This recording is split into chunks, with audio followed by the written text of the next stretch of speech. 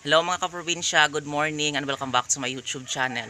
So ngayong araw na ito mga kaprobinsya is isi-share ko lang sa inyo ngayon is magpapakain ako at ng aking mga alagang native pigs at saka kukunin ko doon yung itlog na madami na at doon ko palimliman yung itlog ng pato para mas madami yung yung pato ngayon or itik. Pato tawag dito sa amin. Pero sa Tagalog, ang tawag nila sa ibang mga vlog is itik. So tara mga kaprobinsya, samahan niyo ako sa aking pagkukuha ng itlog ng mga manok doon sa kanilang pugad. So yan mga kaprobinsya, dito ko na ngayon linagay si Buri sa ilalim ng puno ng kawayan. Ayan o. Kasi nung isang araw, nung merong nagpabulog dito, na doon pa yun sa kabila, dinala ko doon si Buri. Hindi na siya babalik sa sa kanyang kural doon at nagwa-wild na siya. So ayan, dito ko na lang nilagay. Sabi ng step ako kasi matanda na si Buri. So kailangan na talaga siyang, wag na siyang dalhin kung saan-saan yung magpapabulog, is pupunta lang dito. Kasi hindi ko na kaya, sobrang lakas niya. Hinila niya ako, so yung kamay ko is na na sugatan. So ayan, pero okay din si Buri mga kaprobinsya, ayan. Mabait, pero kaso kapag yung isang inahin na hindi magpapabulog tapos dalhin mo yung isang barako na ganito na merong ng matanda na, is nagwa-wild talaga sila kapag hindi sila nakabulog. So ganyan talaga yung yung behavior ng isang barako. So ayan. So dito ko na lang siya nilagay para mas okay din at siya dito. Meron siyang makakagalaw-galaw siya ng mabuti dito sa ilalim ng puno ng kawayan. So ayan. So ayan yung mga alaga kong gansa naman. Diyos ko, ang kukulit. Lumabas naman sila doon. Ayan o. So mamaya ipapasukin ko sila doon sa sa kanilang kulungan.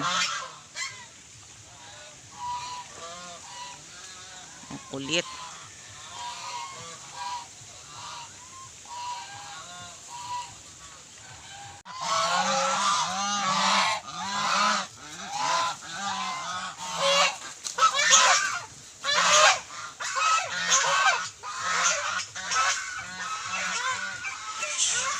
So yan mga kaprobinsya, nakapasok na sila.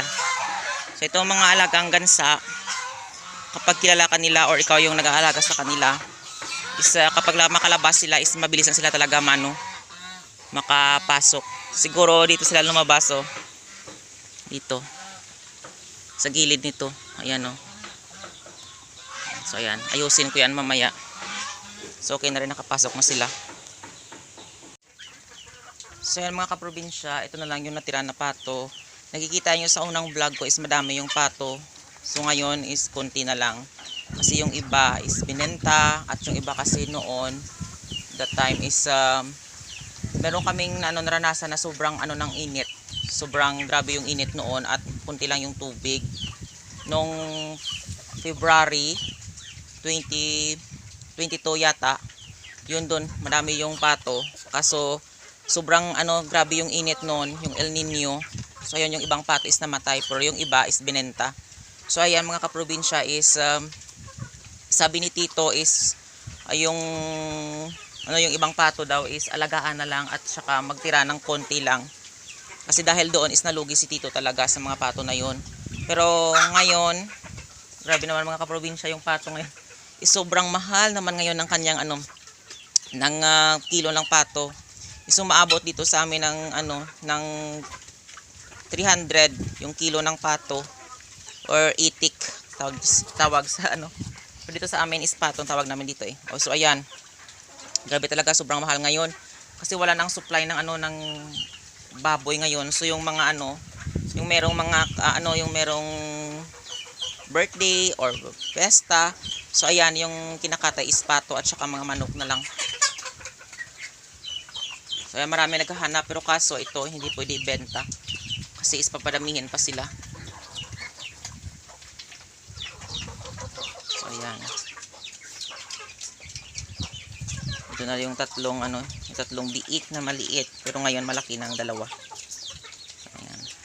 So ito naman yung yung mga nakikita nyo nung una is madami sila. So ngayon kukonti-konti na lang. Kasi yung iba is binenta na. So isa-isa lang yung ano yung pagbibili. So hindi ko na vlog kasi isa-isa lang yung pagbili ng ano ng manok eh. So yan. Yung ano dito yung kilo ng manok dito is, sa amin is 250 sa ang tawag dito, buhay yun. Tag 250 yung kilo. So ayan na na paunti-untian is na thanks na rin kay God kahit pa paano na paunti-unti na rin silang nauubos. Ayan. So yan. So yan. So sa ganitong manok, siyempre yung mga manok talaga kahit native sila, is talaga sila. So kailangan talaga alagaan, malinis yung tubig na kanilang lalagyan. So ayan, hindi ako nakapaglinis ng doon sa kanilang sahig. Pero yung kanilang tubig doon sa ilalim doon sa tabo is malinis. Kasi araw-araw ko nilinisan umaga at hapon. So ayan. Kasi kapag hindi ka talaga malinis, katulad dito sa mga manok na ito is madali talaga silang magkakasakit at mamamatay. Katulad ngayon, walang tubig, ayan no. Paunti-unti na lang yung tubig. So madami sanang tubig pero kaso doon sa pan ilalagay yung ibang tubig. Kasi kapag hindi nilalagyan ng hindi siya dito is mamamatay yung mga tilapia dito. Merong tilapia dyan sa ilalim. Ayan o. So paunti na lang. Ayan o. Doon. Ayan tilapia. Is doon nakikita na yung lupa. Yung putik. So ayan.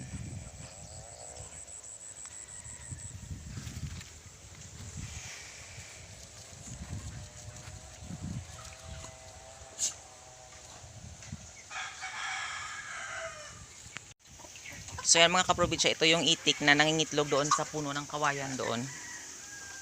So ayan, kinuha ko yung kanyang itlog doon sa puno ng kawayan. Is mga 12 yung kanyang itlog. At dinala ko doon sa sa itaas. Yun yung palimliman ko sa sa alagang manok. Kasi kapag dito lang yan ipalimliman is baka maganon din sa kanya. Katulad yun sa kanya. Nabugok yung kanyang mga itlog, sayang. Yung itlog niya is namatay yung iba at iba yung nabugok. So dalawa lang yung kanyang itlog na yung nabuhay na kanyang sisiyo. So ayan, malalaki na yung kanyang sisiyo, ayan. Dalawa na yan. So ayan. So kapag matapos na siyang mangitlog is siguro mga 1 linggo or 2 linggo is mangingitlog siya ulit. So yan talaga yung ng pato is mabilis talaga silang mangitlog kapag meron kang incubator na incubate mo lang yung kanyang itlog. So mabilisan talaga sila. Pero kaso noon kasi napabayaan sila kasi marami din akong trabaho at saka nagtatrabaho pa ako doon sa bayan. So yung nanay ko meron din siyang trabaho at saka yung steppa ko meron din trabaho na sa construction. So kapag umuwi ako ng hapon is yun na pinapakain ko, tapos umaga minsan yung steppa ko. Kaso dahil sa maraming trabaho is napabayaan na talaga. So kasi hindi yun din ito yung purpose namin na mag-alaga ng pato eh. Is nilagay lang to ni Tito sa dito para daw sana na magpapatayo si Tito sana ng dito baga kung meron siya talagang mabili na lupa, pero kaso wala. So ayun, yung namatay na yung tito ko na kapatid ng nanay ko, ayan dito na lang ako.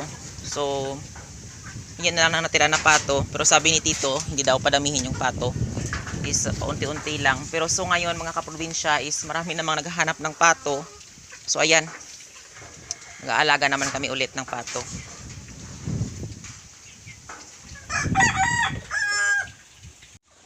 So yan mga kaprobinsya, ito yung kanyang itlog ng manok.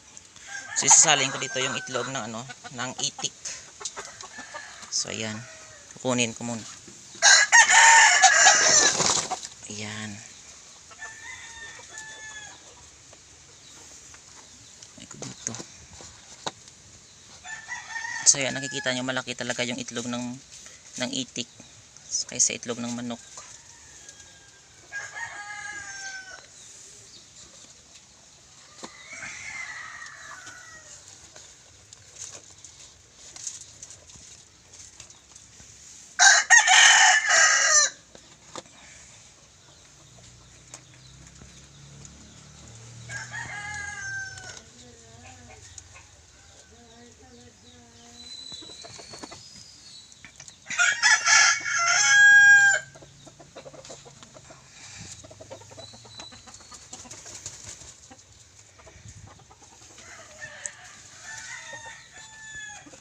So ayan, ito na yung itlog ng ano ng itik.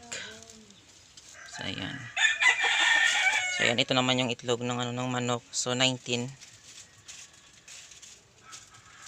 lahat ng kanyang itlog. Isa 1 2 3 4 5 6 7 8 9 10 11 12 13 14 15 16 17 18 19. So 19 na itlog. So ito naman yung palimliman ko dito is ano, isang dosena lang. Kasi matagal itong tawag dito. Matagal siya mapisa.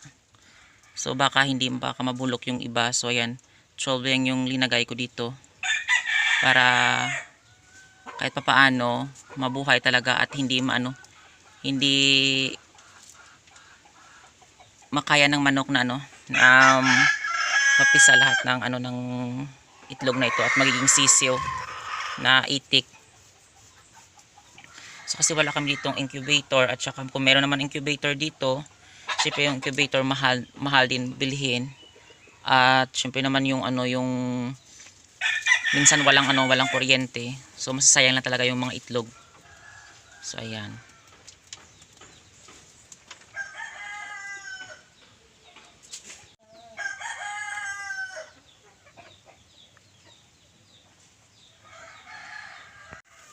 So ayan mga kaprobinsya, ngayon is brown out naman dito sa amin. So isang araw na brown out talaga dito naman kasi meron silang clearing ngayon ng gilid na mga daan sa mga masasagi ng tawag ito ng mga punong kahoy. So lilinisan 'yan at ng mga punong kawayan para hindi makaabala sa kuryente. So ayan, isang buong araw na wala kaming kuryente. Buti na lang meron akong 37% na natira sa aking cellphone. So mga kaprobinsya, maraming salamat sa walang sawang pagsusupport at panonood nyo sa aking YouTube channel. And don't forget to like, share, and subscribe to my YouTube channel. Thank you for watching and happy farming!